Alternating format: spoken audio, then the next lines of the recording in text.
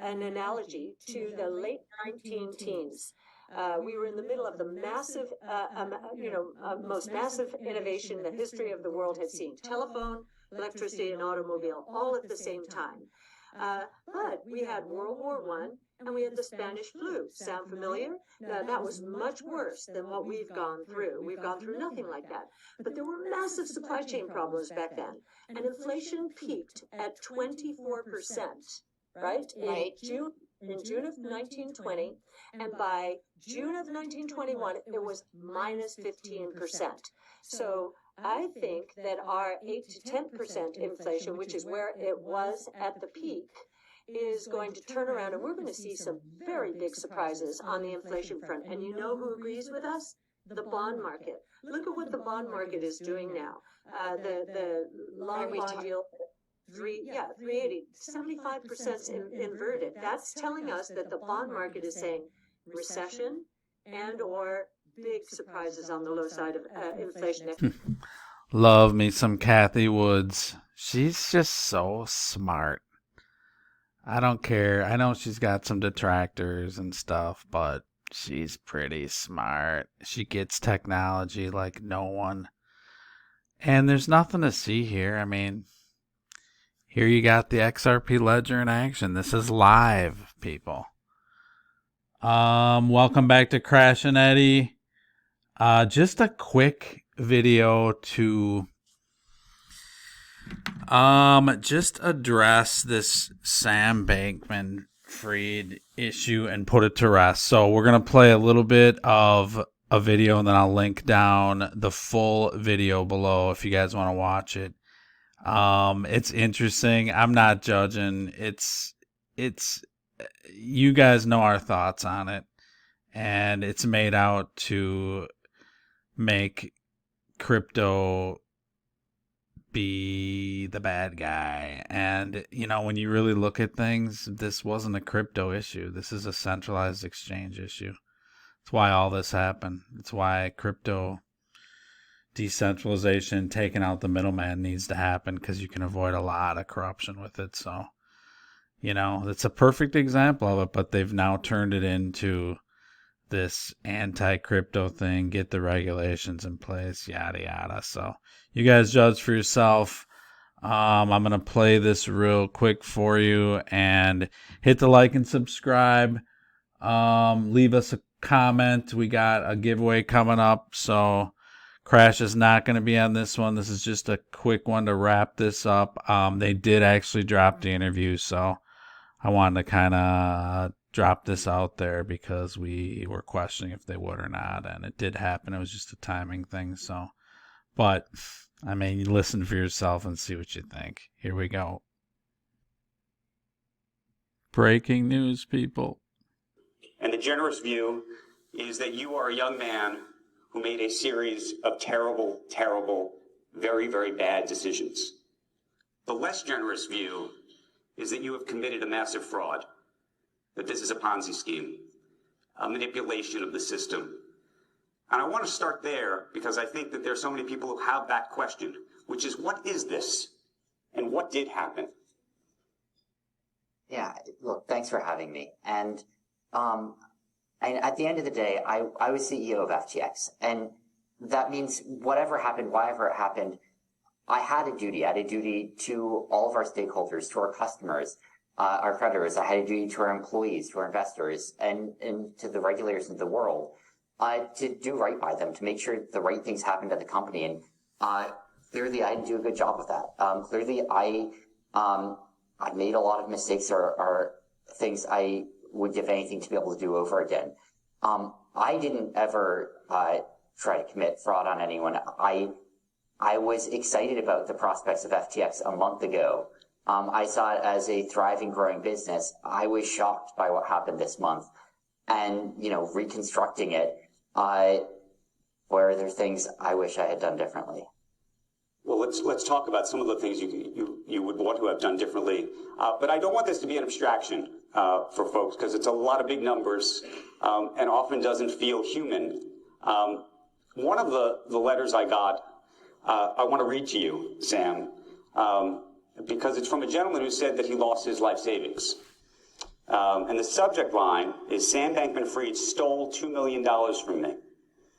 Says, Andrew, can you please ask SBF why he decided to steal my life savings and the $10 billion more from customers to give to his hedge fund, Alameda? Can you ask him why his hedge fund was leveraging long all of these S-coins? And I'll start by saying, to my knowledge, that's fully solvent. That's fully funded. And for the long and short, Please ask him if he thinks what happened was fraud. These are the kinds of letters that I've been getting repeatedly over the past several days. What do you tell this man? yeah. I mean, I'm deeply sorry about what happened.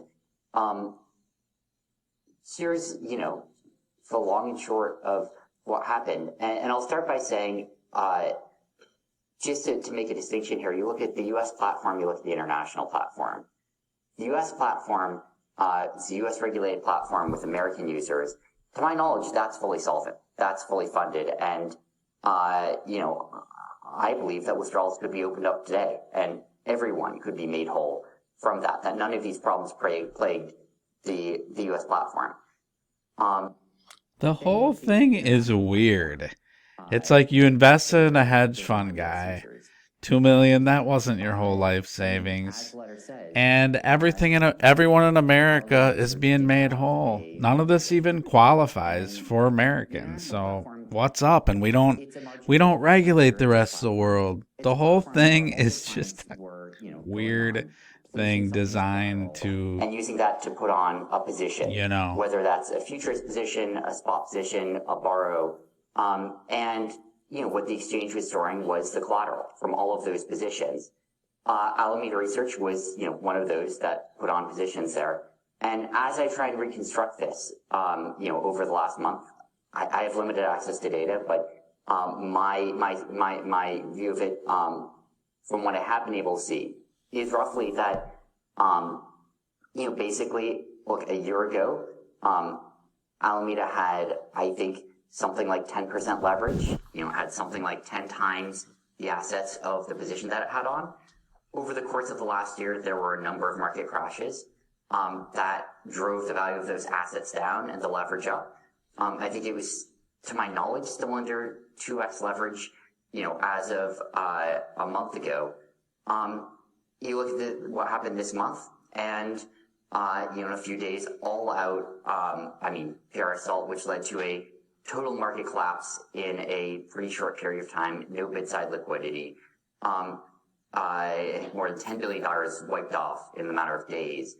And realistically speaking, no ability for FTX to be able to liquidate that position and generate everything that was owed from it. But I think the bigger question is where Alameda got the loan from, which is to say that there is a view that this is about commingling of funds. Right. And in that letter that I just read you, this gentleman actually copy and pasted the terms of service for FTX into the email. And I just want to read you this. It says, none of the digital assets in your account are the property of or shall or may be loaned to FTX Trading. FTX Trading does not represent or treat digital assets in users' accounts as belonging. Now we're going to read the terms of services. So how is it possible that Alameda had this loan of such a large size?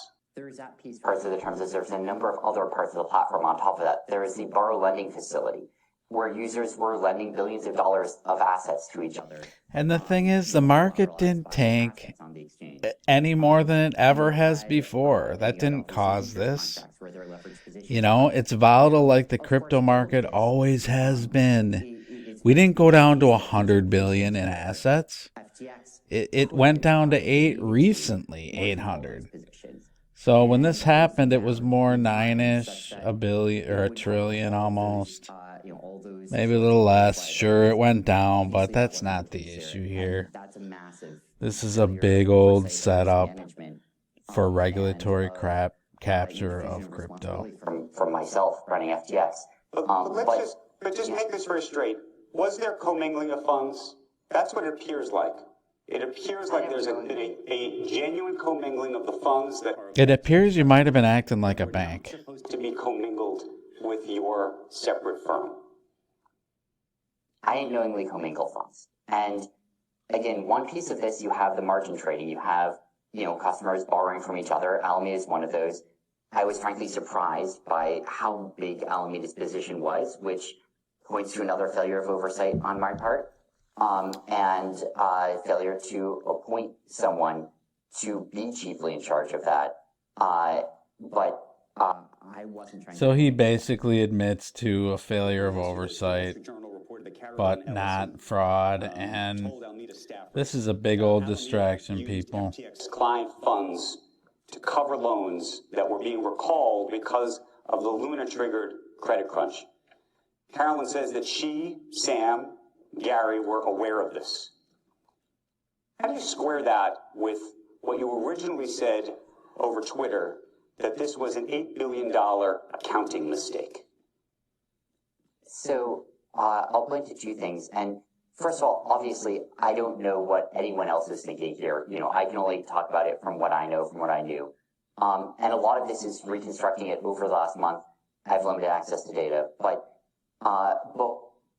what it seems like happened is in the middle of the year, a lot of, most of the borrow lending desks in the space blew out or closed down.